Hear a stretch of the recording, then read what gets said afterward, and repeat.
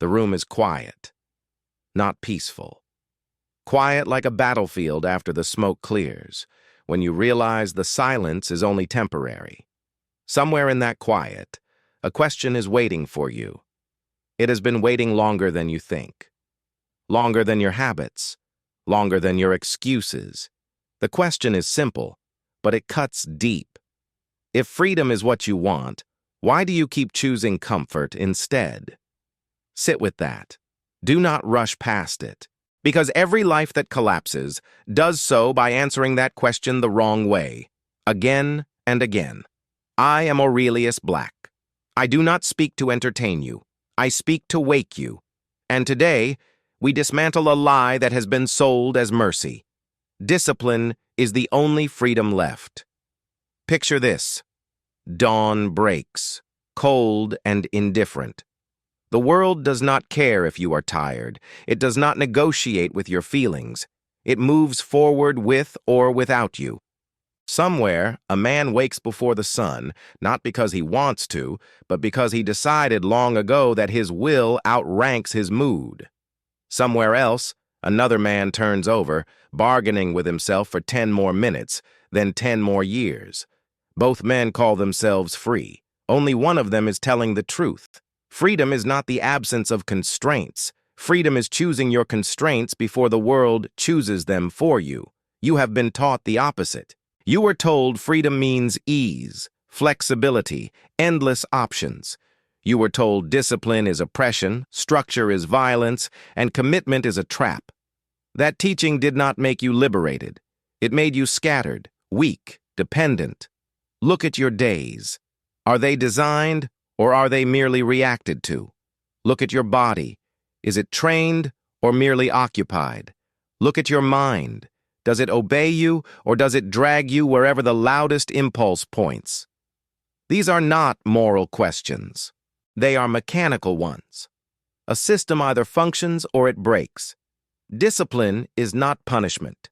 It is alignment. It is the act of bringing your actions into agreement with your values every day, whether you feel inspired or not. Without discipline, values are just decorations you hang on your identity to impress yourself. With discipline, they become laws you live under. And laws, when chosen consciously, do not enslave you. They protect you. A city without laws is not free. It is prey. A man without discipline is not free. He is easy to manipulate. The central tension of your life is not between success and failure. It is between control and drift. Drift feels soft. It feels kind. It whispers, rest now. Start tomorrow. You deserve this. Control feels harsh at first. It demands clarity. It demands sacrifice. But only one of them leads anywhere. Drift always ends the same way, with regret dressed up as bad luck. Control ends with responsibility, and responsibility is the price of any life worth respecting. You feel this already. That low-grade anxiety you carry is not random. It is the signal of unused capacity. It is the mind's alarm system, telling you that your potential is leaking out through undisciplined days. You distract yourself to silence it. Noise, pleasure, consumption. But silence is where the truth lives, and discipline is how you learn to tolerate that silence without running. I am not here to promise you happiness. Happiness is unstable. I am here to point you toward freedom, and freedom requires friction. It requires resistance. It requires you to do what must be done long after the novelty fades. The world will never remove pressure from you. It will only decide how much of that pressure you can handle before you break. Discipline increases that capacity. Comfort reduces it. This is not about becoming extreme. It is about becoming exact. Exact with your time. Exact with your standards. Exact with your word. When you say you will do something, you do it. Not because someone is watching, but because you are. That is the birth of internal authority. That is the moment you stop needing permission to respect yourself. Today, we begin dismantling the fantasy that freedom comes from having less structure. We replace it with a harder truth. Freedom comes from mastering structure so completely that it no longer feels like a cage, but like armor. The kind you wear willingly because you know the world is not gentle, and neither should you be with your potential. Stay with me. What comes next will not comfort you. It will sharpen you. The pain you feel is not mysterious. It has a shape. It has a pattern. It shows up as procrastination, restlessness, and a constant sense that you are behind your own life. You wake up already tired, not from effort, but from avoidance. Your days blur together because nothing anchors them. No fixed wake time, no non-negotiable work, no deliberate end. When everything is optional, nothing is meaningful. This is the hidden cost of undisciplined living. You tell yourself you lack motivation. That is a convenient story. Motivation is unreliable by design. It spikes and crashes like a faulty signal. Discipline is stable. Discipline does not ask how you feel. It asks what the system requires today. Without a system, you are forced to negotiate with yourself constantly, and you always lose those negotiations because the part of you that wants comfort speaks louder in the short term. Consider how often you reach for stimulation. Phone, food, noise, conversation without substance. These are not pleasures anymore. They are sedatives. They dull the awareness that you are capable of more than you are currently expressing. The more you avoid that awareness, the heavier it becomes. Eventually, it turns into resentment toward your work, toward others, toward yourself. You may recognize this moment. You set a goal. You feel a surge of energy. You plan. You imagine the future version of yourself. Then, slowly, imperceptibly, discipline erodes. One skipped session. One exception that becomes a pattern. Soon the goal feels distant and abstract. You tell yourself it was unrealistic. It was not unrealistic. It was unsupported by structure. Pause. Right now. Think of the last promise you made to yourself and quietly broke. Do not justify it. Do not explain it. Just observe it. That moment, multiplied over months and years, is why your confidence feels thin. Confidence is not built by positive thinking. It is built by kept promises. Discipline is the mechanism by which trust in yourself is restored. The world exploits this weakness. Systems are designed to feed on your lack of structure, endless content, endless consumption, endless comparison. When you are undisciplined, you are predictable. Predictable people are profitable. Discipline disrupts that. A disciplined person needs less, reacts less, buys less, apologizes less. That is why discipline is quietly discouraged. There is also fear beneath your resistance. Discipline forces confrontation, with boredom, with effort, with the possibility that if you truly apply yourself, you might still fall short. Avoidance protects your ego. Discipline exposes it. But exposure is how strength is built. Muscles grow by tearing. Character grows by strain. You may feel overwhelmed at the thought of imposing order on your life. That is normal. Chaos feels familiar, even when it is painful. Order feels foreign at first. But notice this. Every area where you feel calm and competent is structured. Finances with rules, training with a plan, skills with practice. You do not resent discipline there. You benefit from it. The resistance only appears where you have allowed ambiguity to persist. The problem is not that discipline is too hard. The problem is that undisciplined living creates so much background stress that you mistake exhaustion for effort. True discipline is clean. It simplifies. It removes unnecessary decisions. It reduces mental noise. It tells you exactly what to do next, and then it gets out of the way. You are not broken. You are understructured. You are not lazy. You are negotiating too much. Freedom does not come from having infinite choices. It comes from having fewer, better ones, chosen in advance. This is the inversion most people never make. They chase freedom by removing limits and end up trapped by impulse. In the next phase, we strip this illusion down to its frame. We examine why the mind resists discipline and why, paradoxically, it craves it. The forge awaits. The human mind evolved for survival. not fulfillment. It seeks energy efficiency, not excellence. This is why discipline feels unnatural at first. You are asking an ancient system to operate in a modern environment it was never designed for. Left alone, the mind defaults to comfort because comfort once meant safety. Today, comfort often means stagnation. Discipline is the conscious override. Think of the mind as a battlefield commander who panics easily. It scans for threats, exaggerates discomfort, and urges retreat at the first sign of resistance. Discipline is the general who issues orders anyway, based on long-term strategy rather than immediate fear. Without that general, the army scatters. With it, even inferior forces can win. Stoic philosophy understood this. Marcus Aurelius did not wait to feel like ruling an empire. He ruled because it was his duty. Epictetus did not control his circumstances. He controlled his responses. Discipline, to the Stoic, was not self-denial for its own sake. It was training for freedom. If you cannot control your impulses, someone else will. If not directly, then indirectly, through incentives and pressure. Consider the forge. Steel is not free in its raw state. It is brittle, inconsistent. Only through heat, pressure, and repeated strikes does it become strong. Discipline is that process applied to the self. Each repetition, each refusal to quit, aligns your nervous system with reality. You learn that discomfort is survivable, that boredom is temporary, that effort compounds. History offers endless examples.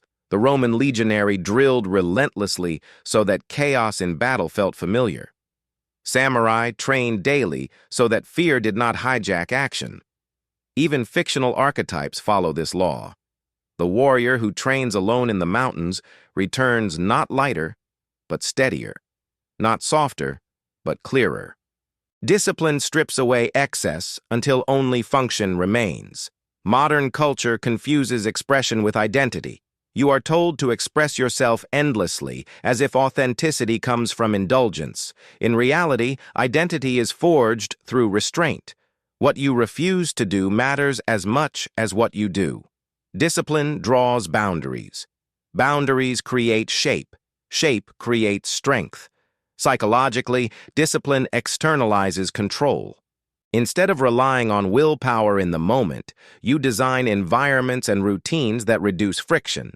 You decide once, then execute many times. This conserves cognitive energy. It also removes the drama from self-improvement. You are no longer becoming a better person. You are simply following the plan. The results follow quietly. There is an ocean metaphor here. Undisciplined living is like drifting at sea, at the mercy of currents. Discipline is learning to sail. You cannot control the wind, but you can set your sails. Over time, you stop fearing storms because you know how to navigate them. The illusion that discipline limits freedom persists because people confuse choice with power. Real power is not choosing between 10 options. It is being able to execute the right option consistently. Discipline narrows the field so you can move decisively. Indecision is the real prison. You may think discipline will make you rigid. The opposite is true. Structure creates flexibility. A trained body adapts better. A trained mind recovers faster.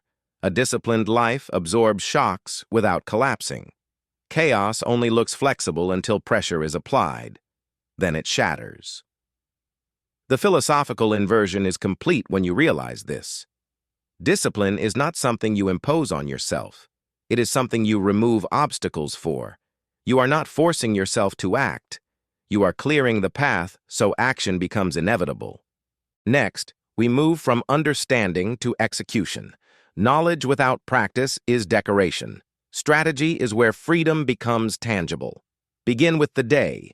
Discipline starts at the smallest unit of time you can reliably control. Set a fixed wake time, not aspirational, realistic. Keep it constant. This anchors your circadian rhythm and establishes immediate authority over the morning, when the mind is most suggestible. The first battle sets the tone. Next, define non-negotiables. 1. Physical. one mental, one productive. These are done regardless of mood. Training for the body, reading or reflection for the mind. Focused work for output. Keep them minimal but absolute. Consistency beats intensity. Create friction for bad habits. Remove cues. Delay access. Make the wrong action harder. Discipline is not white-knuckling temptation. It is redesigning the environment so temptation loses leverage. Likewise, reduce friction for good habits. Prepare clothes. Schedule time. Pre-commit publicly if needed. Use time blocks, not to micromanage, but to protect focus. When it is time to work, work. When it is time to rest, rest without guilt. Discipline includes recovery. Burnout is a sign of poor structure, not excessive effort. Now, a brief exercise. Sit upright. Breathe slowly. Inhale through the nose for 4 counts. Hold for 2. Exhale through the mouth for 6. Do this 3 times. As you breathe, repeat internally. I decide. My actions follow. This conditions the nervous system to associate calm with control. Track promises. Write them down. Keep them small. Each kept promise deposits trust into your internal account. Each broken one withdraws it. You cannot fake the balance. Review weekly. Adjust scope, not standards. Expect resistance. Name it. When the urge to quit appears, label it as a sensation, not an order. Urge is not command. Thought is not law. This cognitive distancing weakens impulse power. Introduce voluntary hardship, cold exposure, fasting, difficult conversations. Not to suffer, but to remind yourself that you can. Controlled stress inoculates you against uncontrolled stress. Finally, establish an evening shutdown ritual. Decide when the day ends. Review what was done. Plan tomorrow's non-negotiables. Then disengage. Discipline requires closure. These practices work because they align psychology with Stoic logic. You control what is yours. You release what is not. Over time, discipline stops feeling like effort and starts feeling like identity. One day, you will notice something subtle.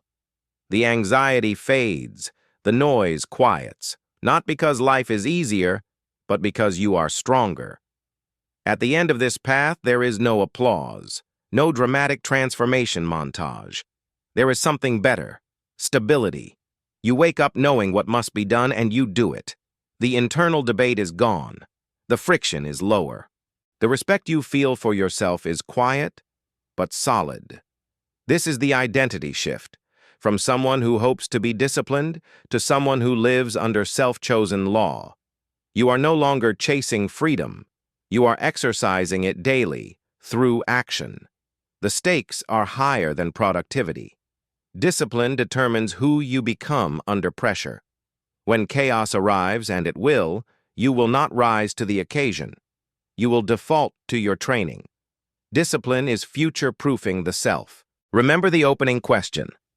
If freedom is what you want, why do you keep choosing comfort? You now have the answer. Comfort promises relief.